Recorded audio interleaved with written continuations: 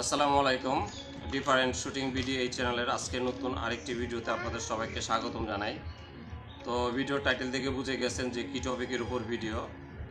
তো ভিডিওর শুরুতে সবাইকে বলে রাখি যে ভিডিওটা শুরু থেকে শেষ পর্যন্ত আপনারা দেখবেন এবং ভিডিও দেখে যদি মনে হয় আপনারা কোনো কিছু শিখতে পারছেন এবং অজানা কোনো তথ্য আপনারা জানতে পারছেন, তাহলে অবশ্যই চ্যানেলটা সাবস্ক্রাইব করবেন। কমেন্ট করতে না পারেন অন্তত একটা লাইক করবেন এবং ভিডিওটা সবার মাঝে শেয়ার করে দেওয়ার জন্য অনুরোধ রইল। তো ভাই, ভিডিওটা শুরু করতেছি।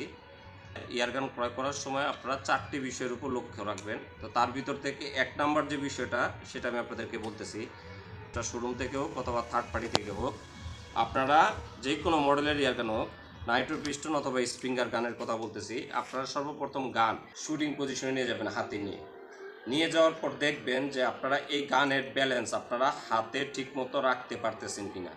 যদি দেখেন যে না, ব্যালেন্স ঠিকমতো রাখতে পারতেছেন না, হাত নাড়াচাড়া করতেছে, এই ইয়ারগান আপনারা ক্রয় করবেন না। তার কারণ হচ্ছে, ওপেন সাইটে অর্থাৎ স্কোপ ছাড়া যখন আপনারা 15 থেকে 20 মিটারে আপনারা শ্যুট করবেন, তখন কিন্তু ওই সমস্ত শ্যুটের জন্য কিন্তু আপনাদের পারফেক্ট পজিশন বা পারফেক্ট এইমিংয়ের জন্য কিন্তু আপনাদের অপেক্ষা করতে হবে। অর্থাৎ 1 থেকে 1.5 মিনিট সময় পর্যন্ত আপনাদের লাগতে পারে পারফেক্ট শ্যুটের জন্য। তো সেই ক্ষেত্রে 1 থেকে 1.5 মিনিট যদি আপনারা এই গানটা হাতে যদি হোল্ড করে রাখতে না পারেন, ব্যালেন্স যদি ঠিকঠাক মতো আপনারা রাখতে না পারেন, সেক্ষেত্রে কিন্তু আপনাদের টার্গেট মিস হবে, আপনাদের প্র্যাকটিসের সমস্যা হবে। তাই আপনাদেরকে বলবো, আপনারা ভারী এয়ারগান ক্রয় করবেন না, চেষ্টা করবেন লাইট ওয়েট এয়ারগান ক্রয় করার জন্য। এখন 2 নম্বর যে বিষয়টা বলবো সেটা হচ্ছে, এয়ারগান এখনকার বেশিরভাগ এয়ারগানে আপনার ফ্রন্ট সাইড এবং রিয়ার সাইড দুইটাই কিন্তু আপনার ফাইবারের হয়ে থাকে।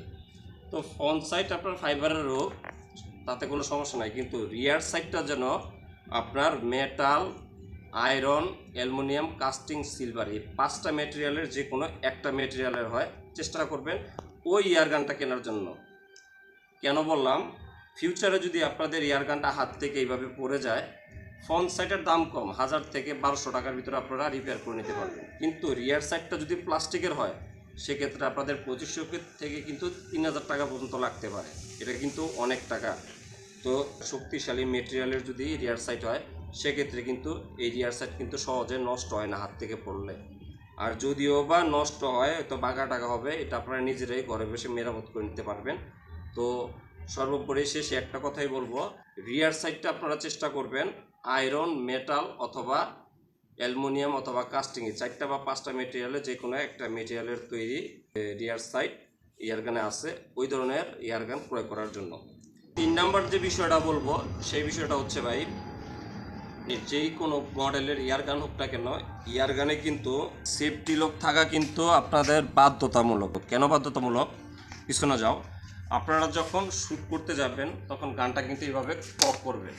কক করার পর যখন আপনারা একটা প্যালেট ঢুকাবেন, ঢুকানোর পর এই ককিংটা আপনারা কি করবেন, আনককিং করলেন। আনককিং করার পর যখন আপনারা শ্যুট করতে যাবেন, তখন হয়তো দেখা গেছে যে আপনাদের প্রয়োজনে আপনাদের ওয়াশরুমে যাওয়া লাগতে পারে, অথবা বাইরে কোনো লোকজন আসছে তাদের সাথে কথা বলার জন্য। তো 10 থেকে 20 মিনিট পর বা 15 মিনিট পর আপনি গানটা আপনার হাতে নিলেন, কিন্তু আপনার মাথায় ওই জিনিসটা স্মরণ নাই যে আপনার গানে কিন্তু এই প্যালেটটা কিন্তু আপনি ঢুকায় রাখছেন। সেক্ষেত্রে গানে যদি এই সেফটি লক না থাকে, আল্লাহ তাআলা না করুক, যদি ট্রিগারে একবার চাপ পড়ে যায় আর আশেপাশে ডানে বামে যদি কোনো লোক থাকে, তাহলে মনে করেন দুর্ঘটনা। আর একটা দুর্ঘটনা সারা জীবনের জন্য কান্না। তাই আমি আপনাদেরকে বলবো, আপনারা যে ব্র্যান্ডেরই এয়ারগান কিনেন না কেন, এয়ারগানে কিন্তু আপনাদের সেফটি লক থাকতে হবে, এটা বাধ্যতামূলক, সেটা ম্যানুয়াল অথবা অটোমেটিক। তো আশা করি বুঝতে পারছেন গানের সেফটি লক থাকা কী কারণে দরকার বা কেন প্রয়োজন।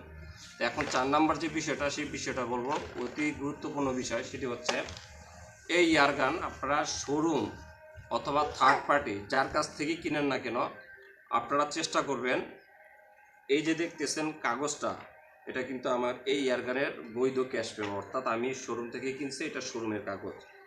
আপনারা শোরুম থেকে কিনেন অথবা থার্ড পার্টি থেকে কিনেন, যার কাছ থেকে এয়ারগান কিনেন না কেন, বৈধ মেমো বা পাকা রসিদ ছাড়া কিন্তু এয়ারগান ক্রয় করবেন না। যদি ক্রয় করেন আর মেমো বা রসিদ যদি আপনার কাছে না থাকে, সেক্ষেত্রে কিন্তু আপনারা আইন শৃঙ্খলা রক্ষাকারী বাহিনীর কাছে কিন্তু একজন অপরাধী হিসেবে সাব্যস্ত হবেন আপনার বাড়িতে যে কোনো সময় আইনের লোক আসবে, গানটা সিজ করবে, থানায় নিয়ে যাবে, গান কিন্তু রিটার্ন আপনারা পাবেন না।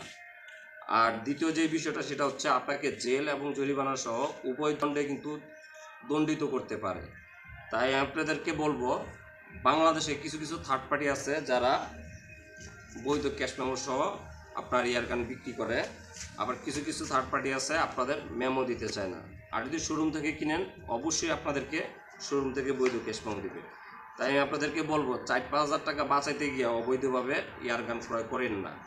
যদি 4-5 হাজার টাকা বাঁচাইতে চান সেক্ষেত্রে 4-5 হাজার টাকার জন্য আপনাদের এমনও হতে পারে আপনার শখটা পূরণ করার জন্য আপনার 4-5 লক্ষ টাকা চলে যেতে পারে। তার কারণ হচ্ছে ওই যে বললাম যে জেল জরিমানা, এটার কারণে কথাটা বললাম। তো এই ছিল ভাই আজকের ভিডিও। জানি না কতটুকু বুঝাইতে পারছি আপনাদেরকে। তো ভিডিওতে যদি কোনো প্রকার ভুল ভ্রান্তি হয়ে থাকে অবশ্যই ক্ষমার দৃষ্টিতে দেখবেন। সবার সুস্বাস্থ্য কামনা করে আমি সুমন আজকের মতো আপনাদের কাছ থেকে বিদায় নিলাম। তো সবাই ভালো থাকবেন। আল্লাহ হাফেজ।